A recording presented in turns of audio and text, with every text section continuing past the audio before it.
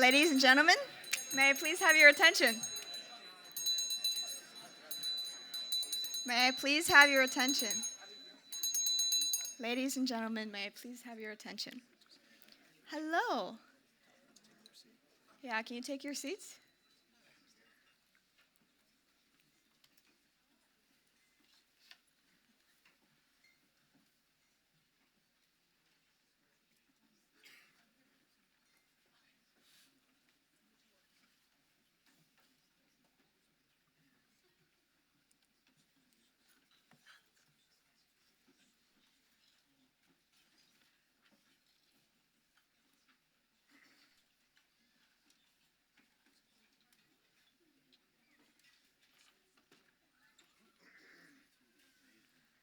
Hello, my name is Tiana Luo. I am a Coolidge Senator from the class of 2019 and a junior at Yale University studying ethics, politics, and economics. It's my pleasure to welcome you to our first session. The title of this session is Ideas and Ideals That Made Coolidge. Moderating this panel will be Ambassador Richard Graber. Richard Graber is President and CEO of the Lynde and Harry Bradley Foundation. Previously, he served as U.S. Ambassador to the Czech Republic, was an executive at Honeywell International, and led the Milwaukee-based law firm of Reinhart Borner Van Duren. Please join me in welcoming Ambassador Graber and our panelists to the stage.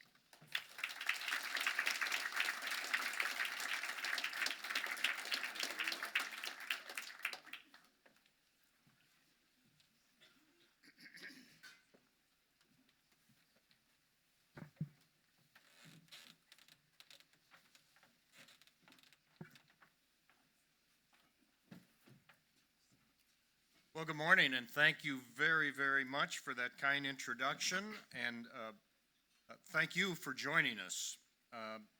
Also like to welcome our C-SPAN audience for tuning in during Coolidge's Centennial year to learn about Calvin Coolidge and consider how Coolidge's example and values can guide us today. As was mentioned, the title of our panel is The Ideas and Ideals That Made Coolidge. It's a great honor for me to be part of this Centennial celebration, honoring our nation's 30th president, a man who history truly has too often overlooked.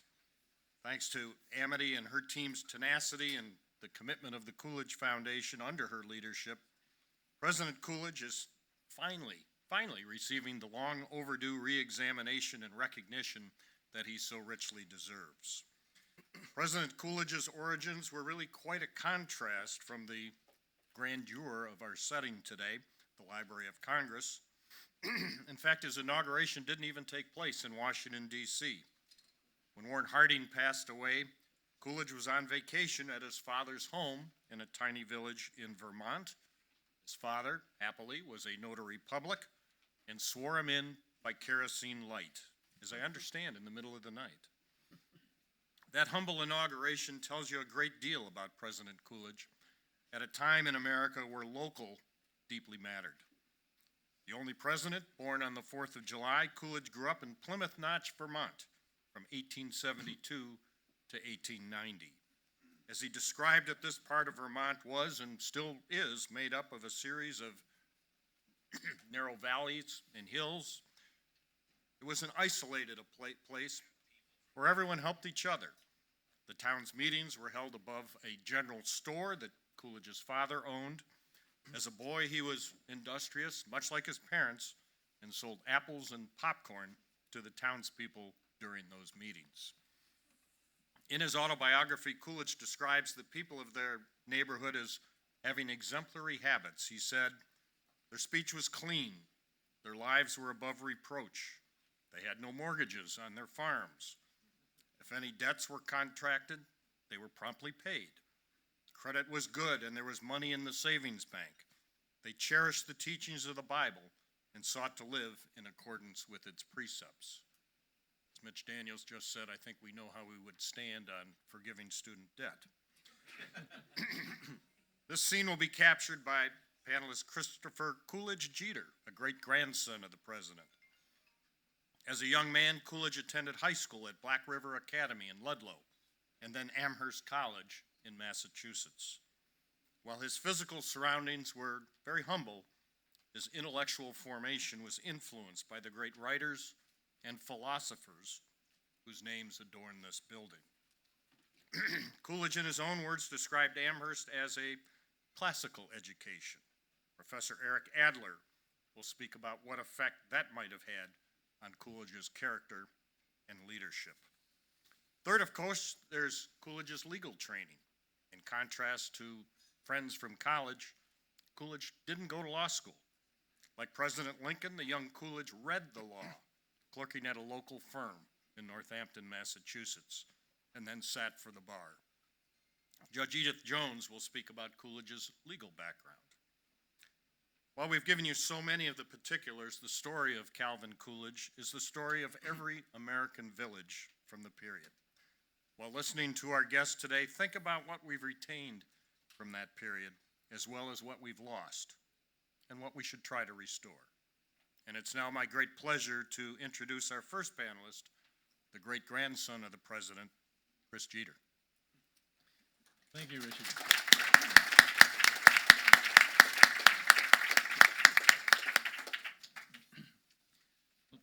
John Calvin Coolidge was, as you've heard already, born on July 4th, 1872 in Plymouth Notch, Vermont. He was named after his father, but the family referred to him always as Calvin or Cal, so over the years the John was dropped. To better understand Calvin, one needs to understand his family and the environment in which he was raised. Plymouth Notch is nestled in the Green Mountains of Vermont. It is somewhat centrally located in the state, just 12 miles north of Ludlow. Calvin was the fifth generation of the family to live in Plymouth.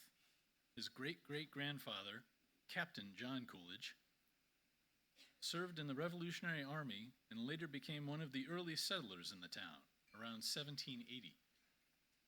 The Notch, as it's sometimes referred to, is an elevated area surrounded by hills and mountains full of natural beauty, with several streams and brooks running through it. There are a number of farms and open fields, but otherwise the area is largely forested with pines and hardwoods. Calvin's grandparents lived on a farm just down the road from the house where he was born. Calvin's father, John Coolidge, ran the general store and post office. The family home was attached to the back of the store and was a modest 5-room, story-and-a-half cottage. John Coolidge was a well-regarded and respected member of the community and served it in numerous ways over the years. Calvin had great admiration for his father and his many capabilities. Calvin would later write in his autobiography, "He trusted nearly everybody, but lost a surprisingly small amount. Sometimes people he had not seen for years would return and pay him the whole bill. He was a good businessman, a very hard worker, and did not like to see things wasted." No surprise there. Calvin went on to add, "In addition to his business ability, my father was very skillful with his hands. He worked with a carriage maker for a short time when he was young, and the best buggy he had for 20 years was one he made himself. He had a complete set of tools, and ample to do all kinds of building and carpenter work. He knew how to lay bricks and was an excellent stonemason. The lines he laid were true and straight, and the curves regular. The work he did endured. If there was any physical requirement of country life which he could not perform, I do not know what it was. Watching him and assisting him, I gained an intimate knowledge of all this kind of work." Shortly after Calvin was born, his father was elected to the state legislature and served it for several 2-year terms. Calvin's sister, Abigail, better known as Abby, was born in 1875. A year later, the family moved across the street to a home now known as the Homestead. This would be home to Calvin for the rest of his youth and his spiritual home for the rest of his life. It was also the place, as you just heard, where he would happen to be vacationing as vice president, receive word of the death of President Harding, and take the oath of office from his father. Calvin's mother was Victoria Josephine Moore. She was not in good health for most of Calvin's life. and sadly died in March on her 39th birthday, when Calvin was just 12 years old. She likely suffered from tuberculosis. Calvin spent a good amount of time with his grandparents on their farm. They hoped to see him grow up and work the land as they and prior generations had. But over time, Calvin hoped to follow in his father's footsteps and keep store, as he put it. Calvin attended the one-room schoolhouse, which was just up the road from his house. He was an average student. In February of 1886, when he was 13 years old, Calvin went away for high school to attend Black River Academy in neighboring Ludlow, Vermont. As he put it, going away to school was my first great adventure in life. One class he found particularly interesting was in civil government, which provided his first exposure to the Constitution of the United States. During the summers, Calvin would return to Plymouth and work on his grandparents' farm. There, he developed a fondness for riding horses. In March of Calvin's senior year at Black River Academy, his sister Abby passed away and joined her mother. She was sick for only a week and probably died of appendicitis. That fall, Calvin was going to attend Amherst College, but on his way there, he developed a bad cold which interfered with his entrance examinations, so he came home to recover, which took a few months. In the spring, he attended St. Johnsbury Academy boarding school. That summer, he traveled with his father to the dedication of the Bennington Battle Monument. There was much fanfare, public officials from Vermont and New York in attendance. President Harrison gave an address. This was the first U.S. president Calvin had seen in person. Before telling his own life, Calvin wondered to himself at that time how it felt to bear so much responsibility. Later that year, in the fall of 1891, he was able to enter Amherst. There he studied calculus, Latin and Greek, European history, and U.S. history, to name a few. One of his most influential teachers was Charles Garment, professor of moral philosophy and metaphysics. In June of 1895, Calvin graduated cum laude from Amherst. In summary, Calvin's upbringing in small-town America grounded him with many fundamental values which would serve as an excellent foundation for the rest of his life. The importance of ethics, strong character, self-sufficiency, caring for others, having trust in others, and community service were among some of these values.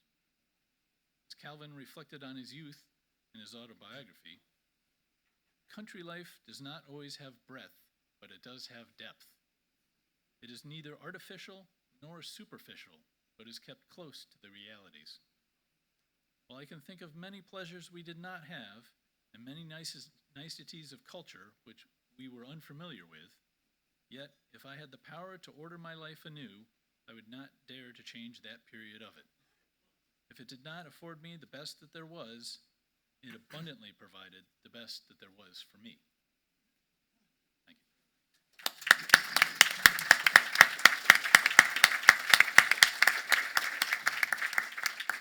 Thanks, Chris. We'll now hear from Eric Adler, Professor and Chair of the Classics Department at the University of Maryland. Eric.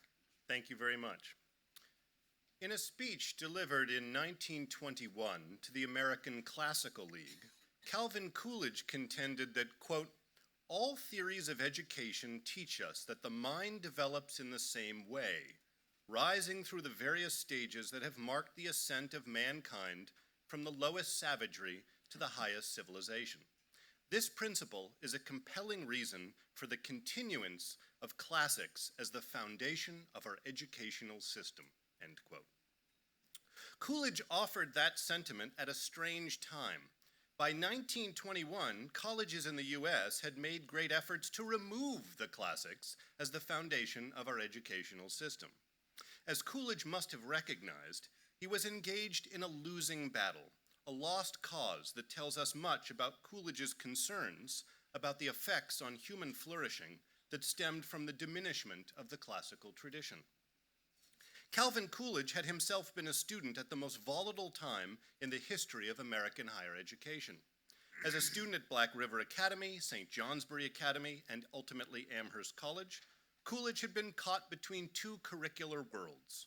one that harkened back to the dawn of American higher learning, and one of seismic change.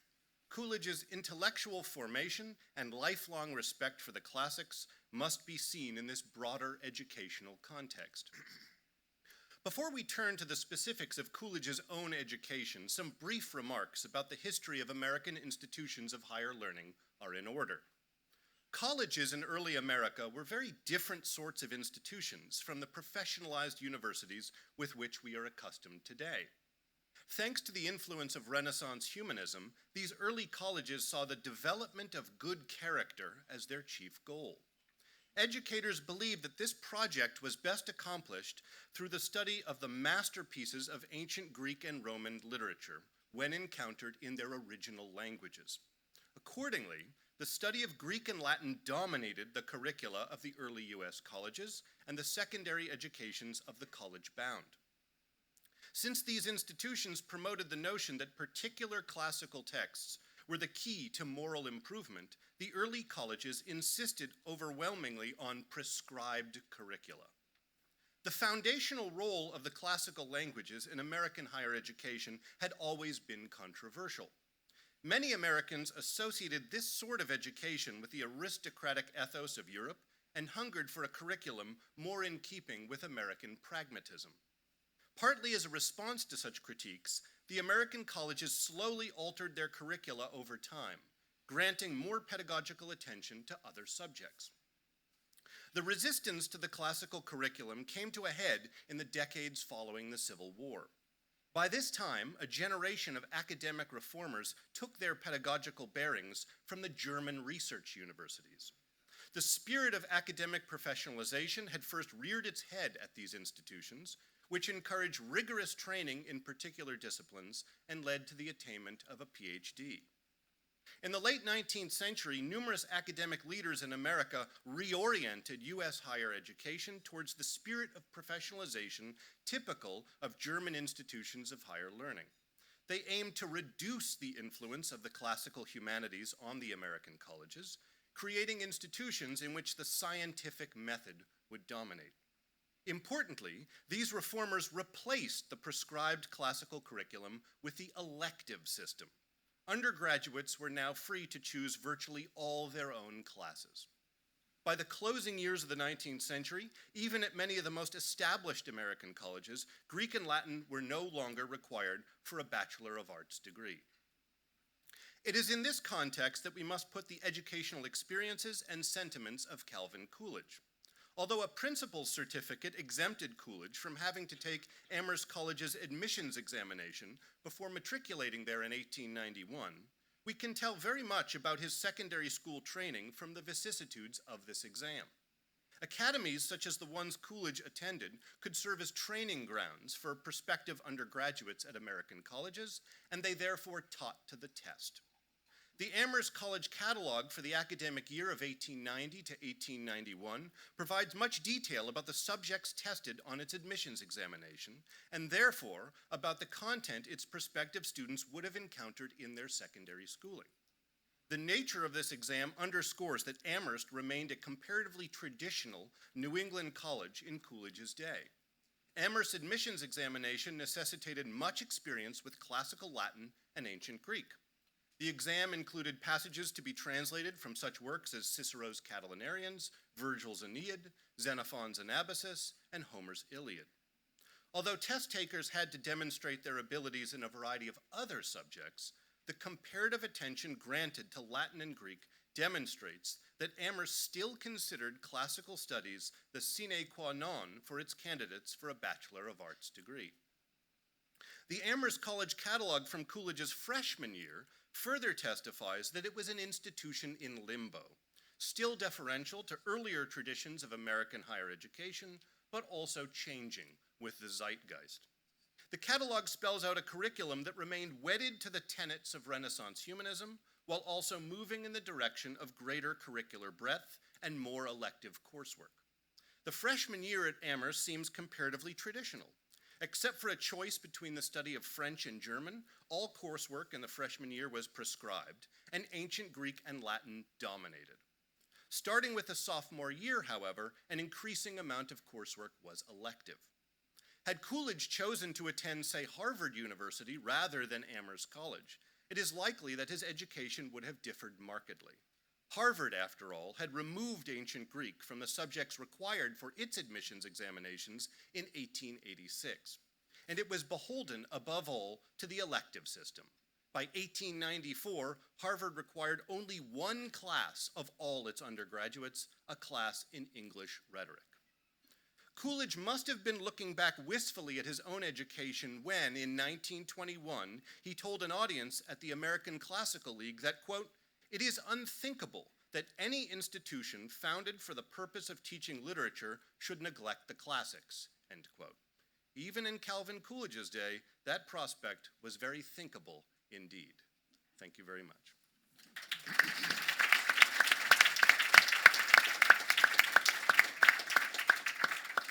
That was great. Thank you, Professor. Our final panelist is Judge Edith Jones, a Fifth Circuit judge for the United States Court of Appeals. Judge. Thank you. We've already heard how Coolidge's undergraduate education was during a time of foment. He became a lawyer at what is just what I would call the fulcrum of American legal history.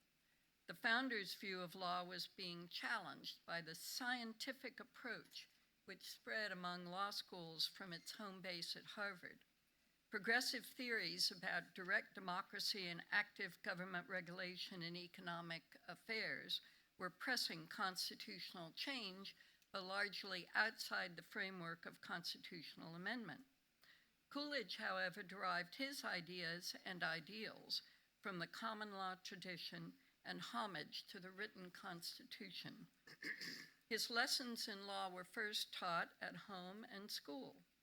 John Coolidge familiarized his young son with Plymouth Notch's local governance, as you have heard, from school district to the town council, as well as offices of Justice of the Peace and county sheriff, which John held. Coolidge writes in his autobiography that his father's broad knowledge of local law led many people to seek his advice. By observing his father's public service, he, quote, came to have a good working knowledge of the practical side of government. I understood it consisted of restraints which the people had imposed on themselves in order to promote the common welfare, close quote. At Black River Academy, the 13-year-old Coolidge was introduced to American history and the U.S. Constitution. How many of you studied the U.S. Constitution in 8th grade? With exceeding interest, however, he studied the Constitution then, and as he puts it, never ceased doing so. Proverbs 22:6 says, "Train a child in the way he should go, and when he was old, he will not depart from it." Coolidge's apprenticeship under his father's guidance in primary school fostered a clear understanding of the needs and limits of local government. Early education in the Constitution's beautiful symmetry impressed on him the need for checks and balances and the dual sovereignties of the federal system. Coolidge's formal study of law reinforced these views.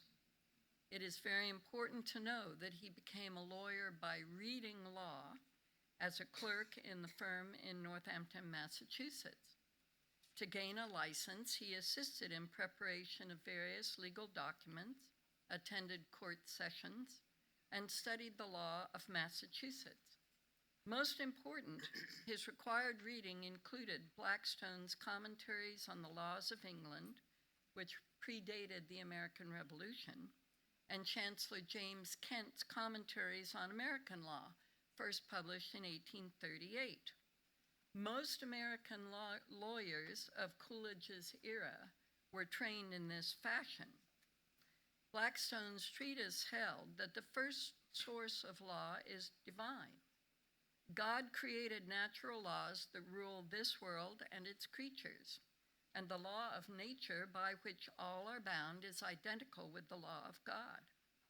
God enabled man to discover through reason the, quote, eternal, immutable laws of good and evil, so far as they are necessary for the conduct of human actions, close quote.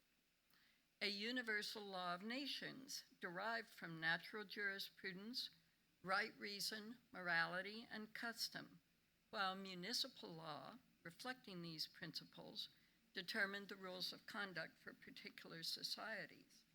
Kent and Blackstone both inculcated this fundamental hierarchy. And against this background, Kent's commentary discussed the Anglo-American common law system, which had evolved from immemorial custom, court decisions, and statutes. Kent's treatise covered the rights of persons, real and personal property, commerce, and descent and distribution. Kent also explained the traditional understanding of American government and constitutional jurisprudence. He focused on enumerated powers and limitations of the federal and state governments. Reading law was an inherently conservative mode of study. It impressed on the student the age-old continuity and stability of law, along with steady but careful adaptation to accommodate economic and social change. It is no surprise, then, that in his famous speech, Have Faith in Massachusetts, Coolidge expressed basic common law axioms. Quote, "Men do not make laws, they do but discover them. Laws must be justified by something more than the will of the majority. They must rest on the eternal foundation of righteousness," close quote. It's also no surprise that he would have agreed with Chancellor Kent's description of great and manifest evils resulting from an indigestible heap of laws and legal authorities. That's in 1838. Which could destroy legal certainty and promote litigation, delay, and subtlety. Kent extolled the need for stability in the law, which facilitated commerce and people's confidence dealing with each other. Thus, in the same speech, Coolidge cautioned, quote, "Don't hurry to legislate. Give administration a chance to catch up with legislation," close quote. Coolidge was not a stand-patter, but he sought incremental reform. That Coolidge had also taken to heart Kent's account of the Constitution of distribution of powers is exemplified in his 1922 speech to the ABA titled "The Limitations of the Law." In this speech, he analyzes with great perception the implications of the progressive movement to effect dramatic social change through legislation. One facet of his speech defends the authority of the Supreme Court, which was then under attack on account of constitutional decisions that were claimed to inhibit social change, and specifically because it had recently overturned a federal law regulating labor relations. Again, history repeats itself in our own day. Coolidge noted that the court had seldom found any humanitarian legislation beyond the power of Congress. He pointed out such a decision, however, does not mean that the court took a political position on the law. The decision, quote, "simply means that the Congress has gone outside of the limits prescribed for it by the people in their Constitution and attempted to legislate on a subject which the several states and the people themselves have chosen to keep under their own control," close quote. If the people wanted to entrust the federal legislature with this power, he added, let them amend the Constitution. This is a very good expression of constitutional traditionalism. A world of difference separates Coolidge, trained in the common law, from lawyers like his Amherst classmate Harlan Fiske Stone. Stone matriculated at Columbia Law School and soon became a professor and later dean of that prestigious institution. Stone was a dogged advocate of the then novel, quote, "scientific and case study-oriented approach to legal education." This innovation broadly proposed to rationalize law, removing outdated rules and assumptions that might conflict with the needs of an increasingly complex economy. Modernist law study devalued and ultimately displaced law's nobler heritage.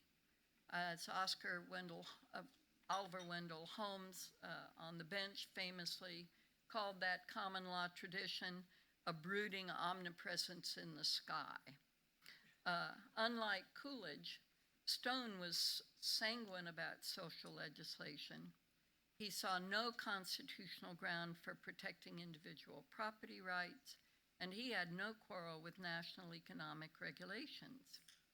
In light of their conflicting legal predispositions, it is ironic, though understandable politically, that Coolidge appointed his former classmate to the U.S. Supreme Court. In 1941, after Franklin Roosevelt had brought about a constitutional revolution through Supreme Court appointments, Stone, in fact, authored the opinion that overturned the very decision Coolidge had defended in his 1922 speech. The foundations of structural traditional constitutionalism have been challenged ever since that progressive transformation by a heap of indigestible authorities. Coolidge gained wisdom and the statesman's prudence from early education in self-government and traditional law training. As a result, he loved the structural constitution and the common law. His education yields important lessons for those who would restore limited government and preserve liberty for future generations. Thank you. Thank you, Judge.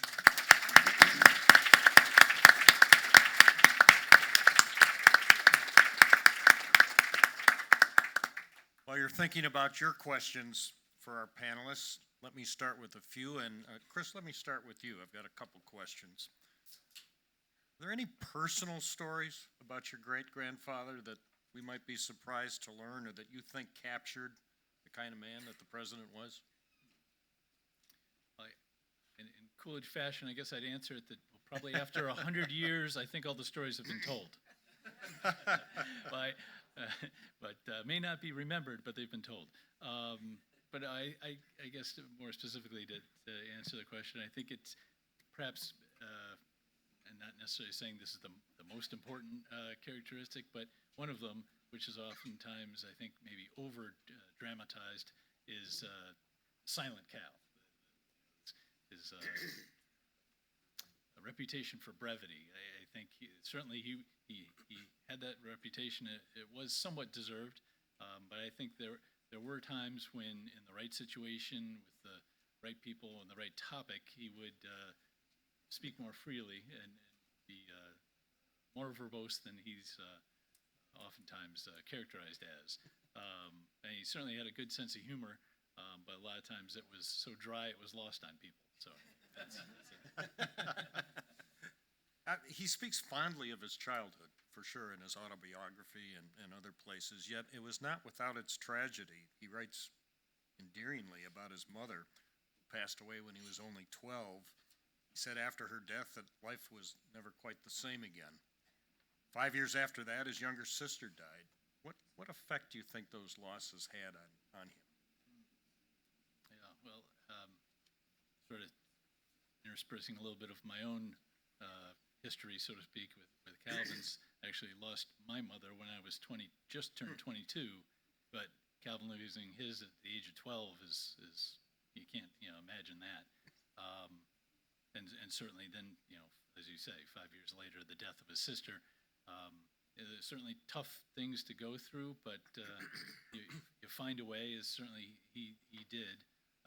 And of course, back then, death in an early age was a little more prevalent than it is today, fortunately, thanks to science and medicine.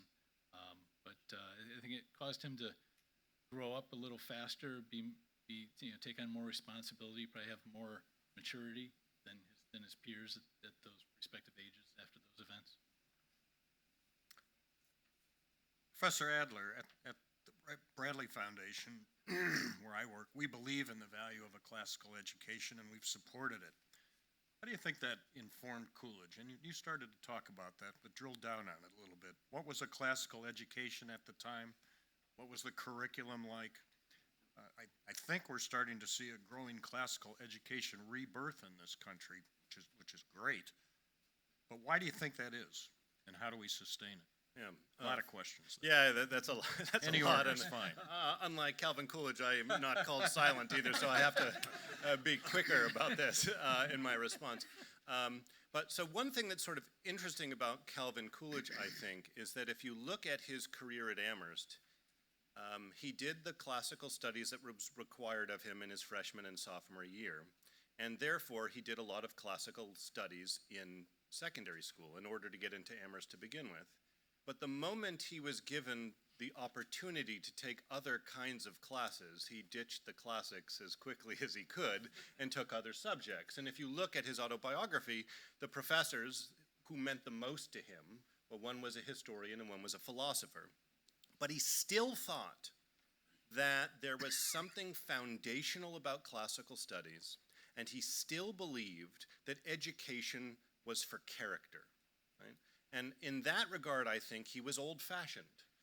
The sort of people who brought up the German Research University and used that model as the sort of primary model for American higher education no longer believed that the creation of good character was the chief goal of an education. Instead, they believed it was about power and service, supposedly to society.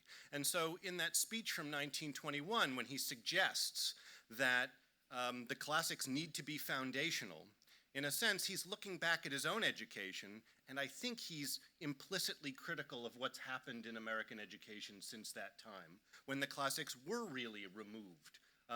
Because I think Coolidge recognized that you need to have a kind of foundation in character in order to have the sort of constitutional personality necessary to live in the United States as a good citizen. Judge, President Coolidge's legal background was certainly unconventional by today's standards. I suspect, well, I know I would have had trouble reading law. Maybe you would have too. And obviously Abraham Lincoln had the same background. How do you think reading law, as they did, influenced their leadership? Well, as I said, it was an inherently conservative way of learning. If you read Blackstone, parts of which I have read, but not when I was a law student, the whole idea of the common law was that it was a shared understanding ultimately derived from the law of God, and therefore law had to have a moral purpose, law had to preserve liberty, and law had to preserve stability. And stability in property rights, Blackstone had recently come out at the time of the American Revolution and became the fundamental treatise for American lawyers. Probably Coolidge was among the last of the generation that actually read Blackstone. Columbia, where Stone went, was already going away from that in pursuit of progressive utopia. We've seen how that worked out legally, haven't we? So I would say that the point of reading law was to confer stability. Coolidge was not a real chatty guy, but one of his famous quotes, and I'll repeat what you've already mentioned in your comments, Judge: "Men do not make laws, they do but discover them. Laws must be justified by something more than the will of the majority. They must rest on the eternal foundation of righteousness." How do we elevate that perspective today? In the modern American law school, that's impossible because Justice Holmes' derision of the brooding omnipresence captured everybody, and in fact captured a lot of the conservative legal movement for quite some time. We're now seeing sort of the end point of where all that leads, which is that modern American law schools, particularly the leading ones, tend more to undermine our culture and our law and our society in pursuit of ideals that are fundamentally antithetical to those of self-government and liberty, period. And through the Federalist Society and through a small but hearty band of scholars, we are trying to recover, one of whom is in the audience today, Professor Arcus, that there is movement to try to recover the traditionalist ideals. Great, thank you, Judge. Okay, it's your turn. Students, I hope you're ready. The Coolidge Foundation has assembled more than 100 students who are joining us at this conference, as was mentioned. So students will have the first opportunity to ask questions. If you have a question, we'd ask that you please raise your hand. Rob Hammer from the Coolidge Foundation will bring the microphone around to you. When the microphone comes to you, please tell us your name, where you're from, and then ask your question. Who wants to go first? Back here. Thank you. My name is Audrey Camina, and I'm from San Francisco, California, so a little bit different than here. This is for Professor Adler. So as a prospective student of the classics myself, I find myself often standing alone amongst my peers. How do we make a classical and moral education more appealing to the modern student and their ambitions? That's a good question. If I had the full answer to that convinced everybody, I might be a far wealthier and certainly more successful person than I am. So it's hard to say.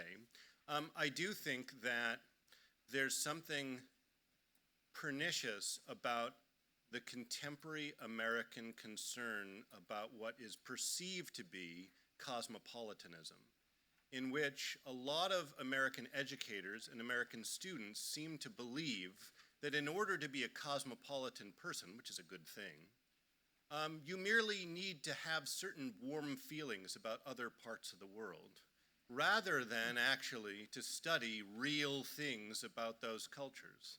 And as a result, I don't think this is only true with Latin and Greek, but I think this is true with language study in general. There's all this discussion about diversity and inclusion on college campuses and how important it is, and multiculturalism and how important it is. And then you say, hey, would you like to take French? And they, oh, no, I don't really want to do that.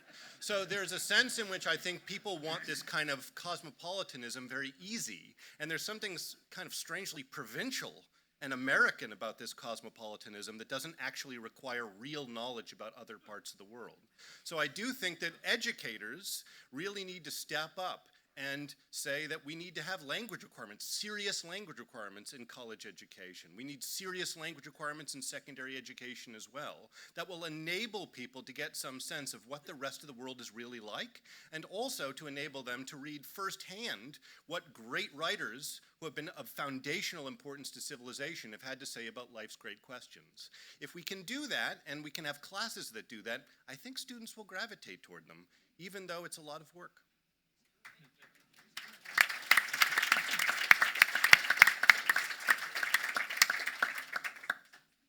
Who's next? Right here.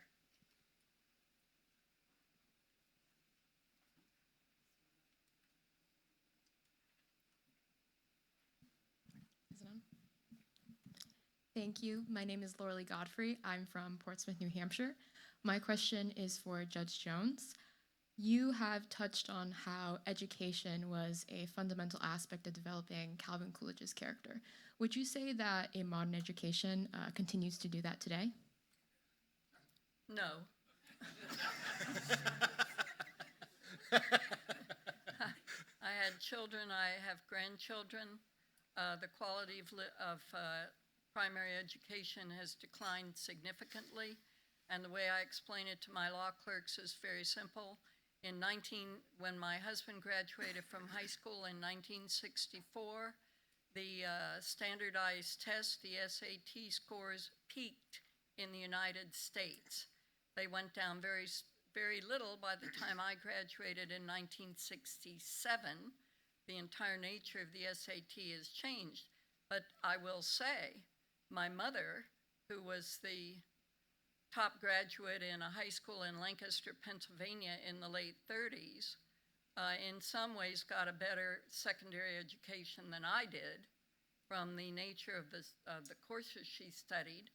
My dad, who graduated from high school in Sinton, Texas, flourishing burg of 1,200 people in South Texas, in some ways got a better education than I did, because even though John Dewey had tried to take over the residue of traditional education, which means the classics, appreciation for patriotism and the founders, and American history as it used to be taught, I'll put in a word for Bill McClay's Land of Hope here, gave people pride in their background, pride in the possibilities of freedom, of opportunity in this country, and optimism about the future.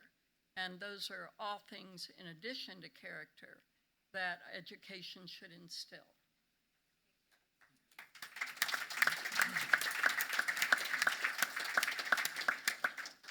Bill McClay's book is terrific. Totally agree. Yes, ma'am.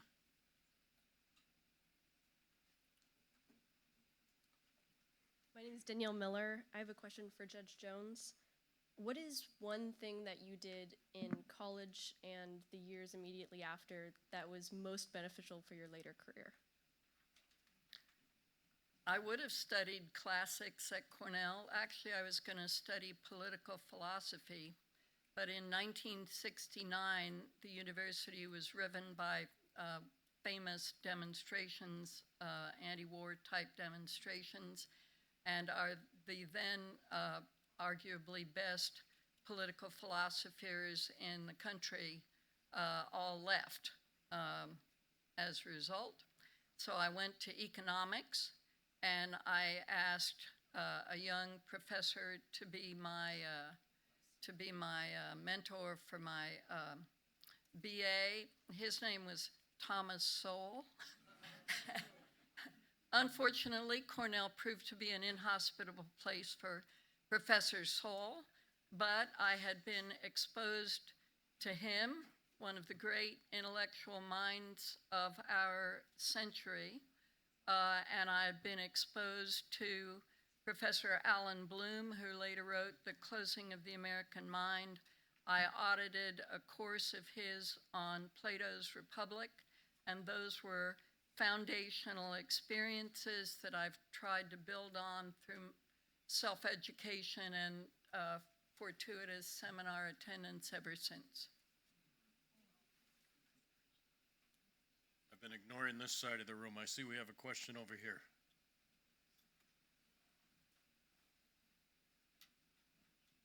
Hi, my name is Juliana. I'm from Demorest, New Jersey, and I have a question for Professor Adler. So I am a politics major, and I have aspirations of serving in our nation's government, and I'm wondering what the value of classics is in governance. Yeah, that's a great question. Thank you so much. It seems to me that there's a lot one can learn about governance from the classics, and this is one of the reasons why American education from the colonial period up till basically the Civil War focused so much attention on the classics, as it was perceived that a number of Greek and Roman writers from antiquity had really been trailblazers in political thought. I mean, obviously, as was talked about just a moment ago, Plato and his Republic are part of this, but Aristotle and his Politics, so forth. Cicero has been highly influential as well. So a number of different ideas about political theory really do stem from the Greeks and the Romans, and I think that they're of profound importance as we think about today about what's best for us. I would also say that there's a sense in which, and here I guess I'm borrowing a little bit from Alan Bloom's The Closing of the American Mind, although this comes from Plato too.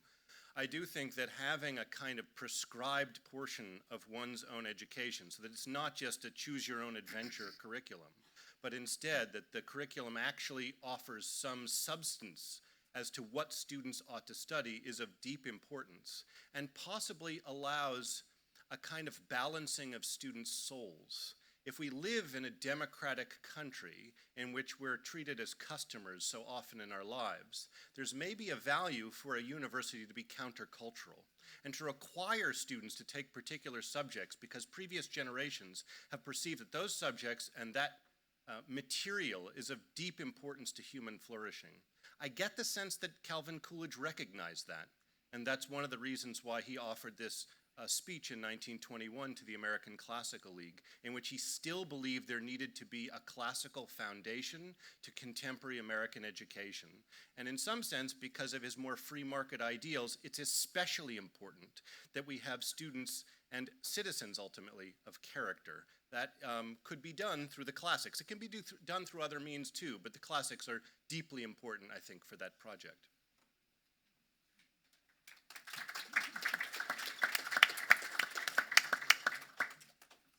Back here.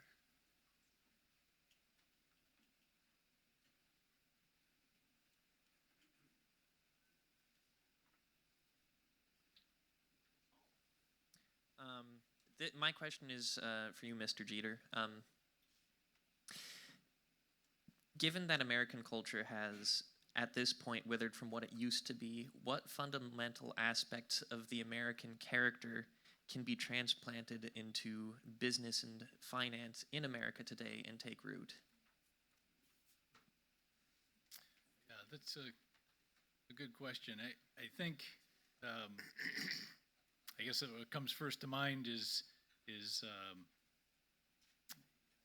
doing the right thing. Let's say so. It feels as though oftentimes it's all about, yes, businesses are there for profit, but like Coolidge, putting yourself in Coolidge's shoes, he would have thought that businesses are there not just for profit, but for a higher good to serve the American people, if we're talking about within the U.S. So to not only pursue profits, because in the end that's you got to pay the electric bill to keep the lights on, that's understood, but to also be mindful of society and each business as well as each individual do what's not only in their personal best interest, but do what's in the best interest of the community or the larger body of people as a whole, and kind of keep that higher perspective as well. Going right back here. Hi there, my name is Camden Dempsey. I'm from Colorado. My question is for Judge Jones. Your Honor, you talked about how reading the law establishes that stability and the traditional values. How do you apply that same sort of mindset to very modern problems that you face on the bench today, and reconcile that sort of traditional values approach to problems that maybe where the law hasn't been written yet? Well, I hasten to add that as a judge on an intermediate appellate court, I cannot decide cases based on my values. I have to follow the law. And I would advocate that the originalists and the textualists who were made famous, or whose views first began to gain prominence with Attorney General Meese's famous speech about the need for original approach to the Constitution, is probably the best way to do that. And I think we have a majority. I was recently on a panel where somebody was talking about the illegitimate Supreme Court because, God forbid, they're trying to interpret the Constitution in the way it was written. And I had a few words to say about that. But I mean, that's the point. We live under a Constitution. The Constitution was framed by men who believed they may, you can argue about what their religious beliefs were, but they all believed that our inalienable rights come from God and that government is not God, because when government becomes God, that's tyranny. And they tried to frame a constitution that would prevent government from becoming God. And that's why we look at that Constitution very seriously in the nature of checks and balances and original understanding.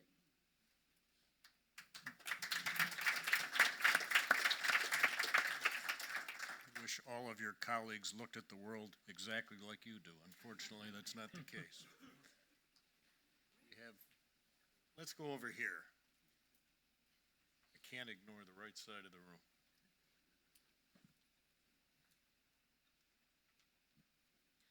Hi, my name is Sophie Scher. I'm from Advance, North Carolina. So all around us, society is becoming increasingly scientific with new innovations and technologies every day. As a computer science major myself, this is for Professor Adler, I'm curious, how do you feel that a classical foundation can be best integrated in new emerging, more technical fields of study? Thank you very much. First, as someone who's a very strong supporter of the classics, I would say that that doesn't mean that I think everyone needs to be classics majors. And frankly, I think that there's too much emphasis that's placed upon one's major as the sort of chief goal of going to college in the first place. That it's actually an experience overall, and that one's so-called general education is just as important as what you choose to major in.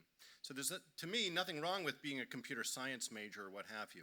What I'm concerned about is that so many students today don't seem to get any kind of humanistic education at all, or anything that's really serious in that regard. And what I mean by that is that oftentimes, and this is one of the things I think Calvin Coolidge was critical of, oftentimes we get simply distribution requirements. So you have to take a humanities class, but there's 1,000 choices, and you can choose whichever one that suits you. So you could take a class on Homer's Iliad or one on comic books. It doesn't really make any difference, right?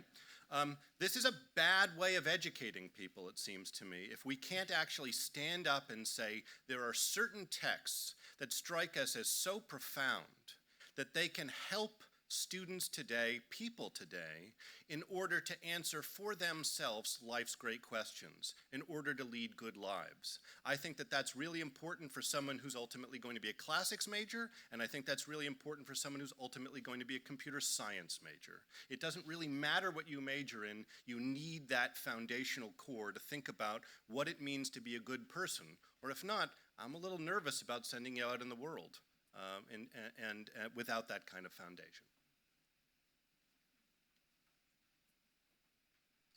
Right here.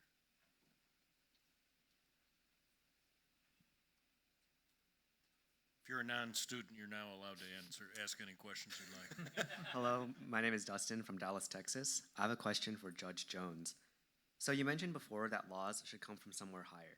How do we as a society get everyone to have faith in the same higher ideals? Well, that's going to require another Great Awakening, or also another widespread exposure to classical learning, because those were the dual influences on the framers. But everybody can do his part. I mean, every citizen has an obligation to stand up for active citizenship, community involvement, doing the right thing, as Chris Jeter said, and so you don't have to preach the Bible in order to move things in the right direction, as long as you're confident in the, I hate to use the word values, confidence in the moral and educational foundation that you have.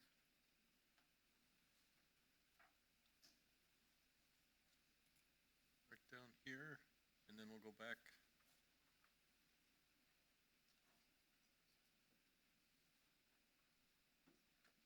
Thank you. This is also for Judge Jones. My name is Kwong. I'm from Harlem, New York. Thank you for mentioning Chief Justice Stone. One of his most famous cases was Korematsu versus the U.S. How do you think Coolidge would have responded to that case, which decided on Japanese internment? What are some cases that really exemplify Coolidge's legal philosophy, and how should that philosophy be applied today? I am not familiar with Coolidge expressing himself in terms of legal philosophy. I know that he practiced a small town type of mixed practice of law. It is curious to me, I've wondered whether he ever discussed legal philosophy with Stone. I do not know about that. I'm sure he would have disagreed.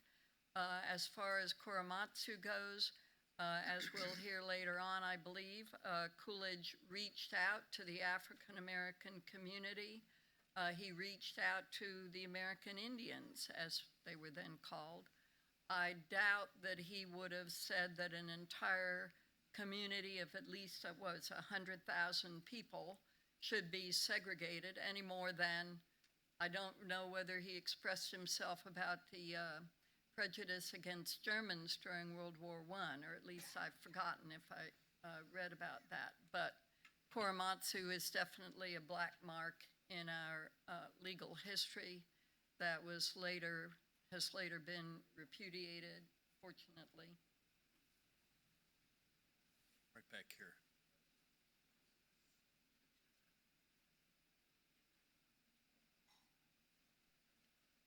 Thank you. My name is Audrey Kamina, and I'm still from California. This is for Mr. Jeter. Do you believe that the physical and agricultural aspect of Coolidge's early life and family education should be somehow integrated into modern primary, secondary school education across the country? Well, in Coolidge modesty, I would say not necessarily at Coolidge in particular, or some special feature on just him as an individual, but yeah, I think certainly any kind of breadth in instruction is always better than not. Put it that way. And not that I'm an academics kind of person, but there certainly seems to be more and more controls or adjustments to what the curriculum is, and what's okay and what's not okay, and perhaps maybe in some respects narrowing of what the offerings are, or what the subjects are that are being taught, or even if the subject is being covered, the slant that's taken on that subject. So I guess to answer your question, yes, I think it's always good to have a well-balanced and diverse set of perspectives, and if that were to include rural life and agricultural life, so much the better. Chris, do you think your great-grandfather enjoyed being president? Or was it more of a sense of duty? Well, I'd like to think that he enjoyed parts of it, but I'm sure there was plenty of times where it was, not a small task, to say the least. But to your point about the duty, certainly that was one thing that he mentions a fair amount, or it's just come across, that he was not only very proud of his father, but always was looking for his appreciation and respect, and just doing what his father would have thought was a good thing to do. So I think it's probably a mix of duty to his country and duty to his family, if you will. I think we had another question back here.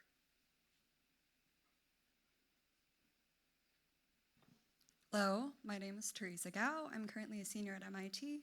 I have a question for Professor Adler. So you've spoken a lot about the standardization of college education, especially with the classics, and I assume when you say classics, you just mean Western classics. So I was wondering how you reconcile your perspectives with the reality of the diversity of younger, highly educated generations in college in terms of ethnic diversity, socioeconomic diversity, et cetera.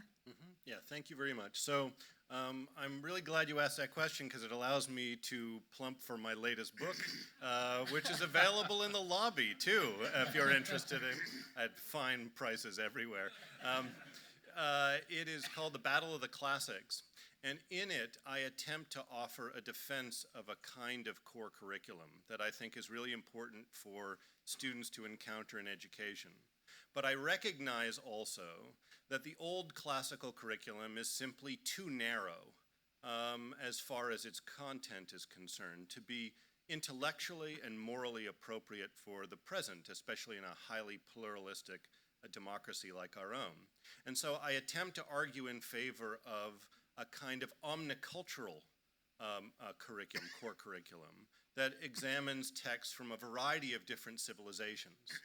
The idea being that if there happen to be texts that various cultures have perceived to be of foundational importance to their civilizations, and if those particular texts are written by cultures that do not necessarily have a great deal of interplay over the course of the time when these texts were created, then it's possible that those texts may be signaling something about differing ways in which human beings have come to similar conclusions about the best ways to live one's life.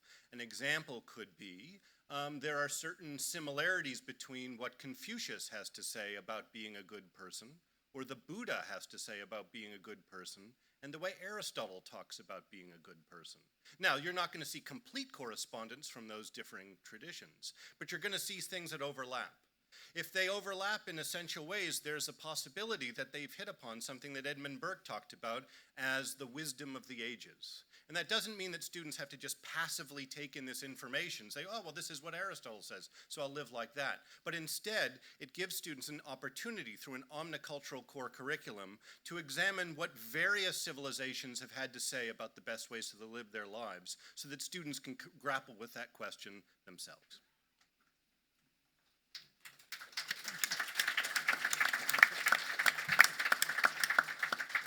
Got a question way in the back over here, and then we'll go here.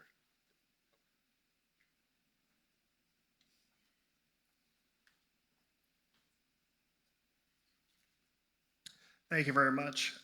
Jason Stevens from Ashland University. And I apologize in advance, my question somewhat has to do with Hegel. The panel mentioned Coolidge studying with Professor Garman, the philosopher. My understanding is that he was also a Hegelian.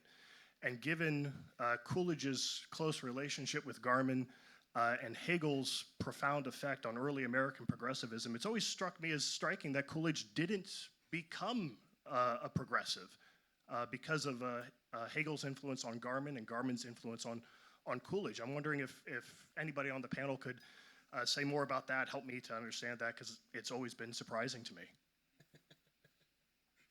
Everyone's looking at me like, it's all yours, Eric. I'm not a political philosopher or philosopher at all, so this is going to be a bit of a stretch for me. But I would suggest, with my less than comprehensive knowledge of Hegel, that Hegel influenced lots of things, and not just the progressive movement. And so I do think that it's maybe a kind of narrowing of his importance as a thinker to perceive that there's a sort of logical connection between from being a Hegelian to being a progressive or being a Marxist or what have you. I do think that there's a number of other traditions that have been partly inspired by Hegel's thought. Right over here.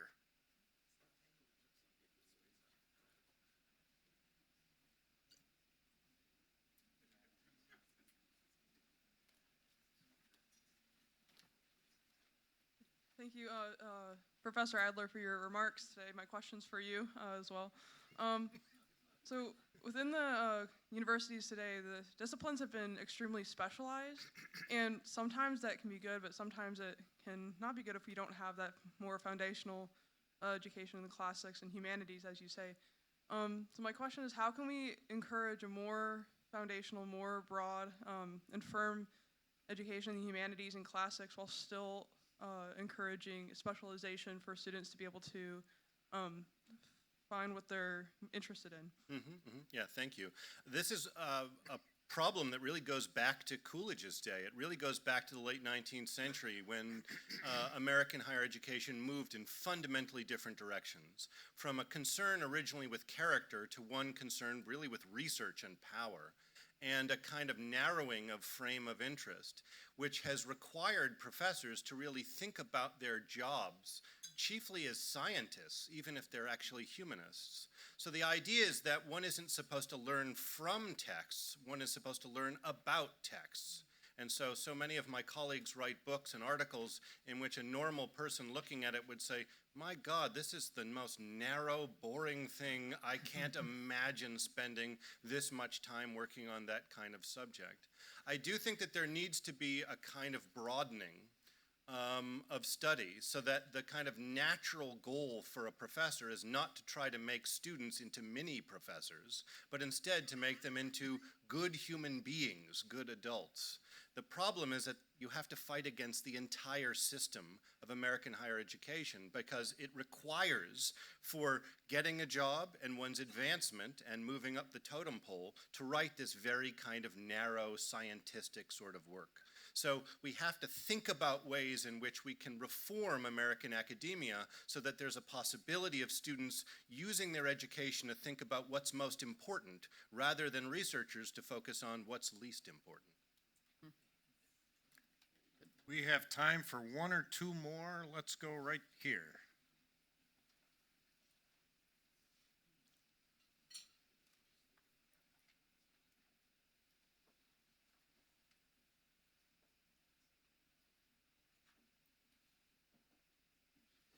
Hello, my name's Patrick. I go to Hillsdale College. I have a question for Judge Jones. Article 1 of the Constitution says that Congress shall have the legislative power, yet increasingly that seems not to be the case with executive agencies making legally binding rules and requirements. Is there a solution to that problem, and if so, what is it? Well, there's certainly challenges to that situation going on right now, and as you know, Professor Pastrito is leading the charge against the administrative state. From a constitutional standpoint, there are serious questions being raised about the independence of the administrative agencies versus the status of the presidency, the extent to which the rules and regulations are binding when compared with the laws that Congress has written. And of course, the underlying problem is that over the years, maybe Mr. Cox knows this very well, Congress has seen it to its benefit to delegate the lawmaking away for a number of perfectly interesting reasons, which include, you know, you can't take responsibility, but as a congressman, well, you know, this is what the SEC did, or this is what the Agriculture Department did. But you can sure do constituent, maintenance. Like, oh, you have a problem with the SEC? Well, maybe you'll remember me when I'm running again, and I will give them a call. So Congress has to take responsibility back, or I don't want to predict the Supreme Court is going to move dramatically in that direction, but it's possible that it will move in that direction, requiring Congress to do its job again. Great question. We got one more question. Okay, right here. Oops. Hello, I'm Caleb, and I'm from South Carolina. And my question is for Judge Jones. How does the fundamentals of the Constitution being a living document, and also Jefferson's idea that the Constitution should be rewritten every 19 years, how does that balance with your originalist interpretation of the Constitution? Well, obviously Jefferson and John Marshall didn't see things in the same light, and John Marshall was the Chief Justice, right? So when you've got a Constitution and you're interpreting the Constitution, it is fundamental law, period. It sets up the framework of government. The fact that our government doesn't work in the way that it was fully envisioned is partly maybe good in a lot of ways, maybe not so good. But Jefferson had a lot of ideas that never got any traction. And I can't remember the first part of your question, but that's the answer to the second part. The Constitution being a living document. Well, I agree with Justice Scalia. I'd rather see a document etched on Mount Rushmore than a document that changes with the perceptions of 9 unelected, tenured, life-tenured individuals.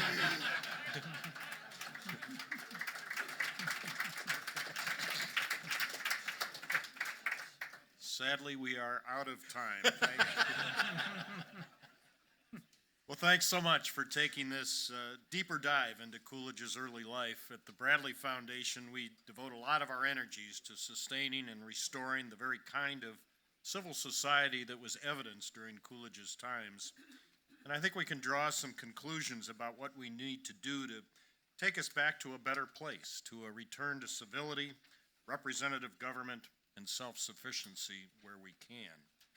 As Coolidge said in the late 1920s, it would be hard to imagine better surroundings for the development of a boy than those which I had. Almost a century later, we agree.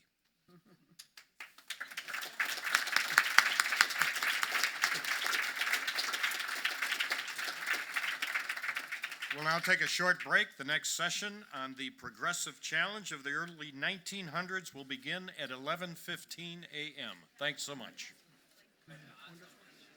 Good job. You got it. Sure. Well, I'm on the hot seat.